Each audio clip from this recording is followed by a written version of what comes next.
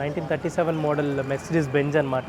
మనం ఇప్పుడు చూస్తుంటాం బెంజ్ కార్లు అవన్నీ చాలా high and Benz cars and Mercedes Benz అని చూస్తాం. అప్పట్లోనే 1937లో బెంజ్ కార్స్ ఇలా ఉండేవన్నమాట. ఫ్రంట్ ఎండ్ చూసుకోవచ్చు, మీకు ఆ హంప్, ఆ డ్యూయల్ హార్న్, ఆ డ్యూయల్ ఆ లైటింగ్, వర్టికల్ గ్రిల్, ఇదంతా సపరేషన్ చూడండి. అప్పటి నుంచే బెంజ్ కార్స్ అంటే ఒక బ్రాండ్ మార్క్ ఉండేదన్నమాట మార్కెట్లో.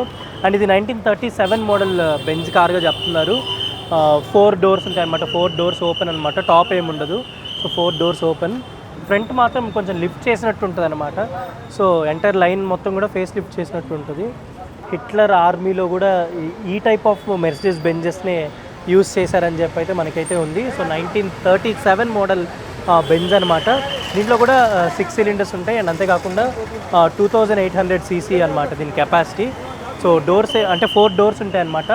సో ఇలా మీరు గ్లాసెస్ని పైకి క్లోజ్ చేసుకోవచ్చు. మనకి కావాలనుకుంటే పైన టాప్ ఇలా లిఫ్ట్ చేసుకొని ఈ టాప్ని ఇలా పెట్టుకోవచ్చు అనమాట. అండ్ మీకు ఇంటీరియర్ చూడండి, ఒకసారి సైడ్ ఫుట్ రెస్ట్ చూడండి, ఒకసారి సైడ్ ఫుట్ రెస్ట్ కావచ్చు. సో స్పేర్ వీల్స్ కూడా అటు సైడ్ ఇటు సైడ్ ఒక 2 స్పేర్ వీల్స్ కూడా ప్రొవైడ్ చేస్తున్నారు. సో ఇలా దీన్ని లేపి మనకి ఫ్రంట్ సెట్ చేసేవాళ్ళనమాట. సో రేర్ అండ్ అయితే వెహికల్ సేమ్ డ్యూయల్ టోన్ అనమాట. ఈ హంప్ అంతా ఏమో వైట్ కలర్లో ఉంటుంది.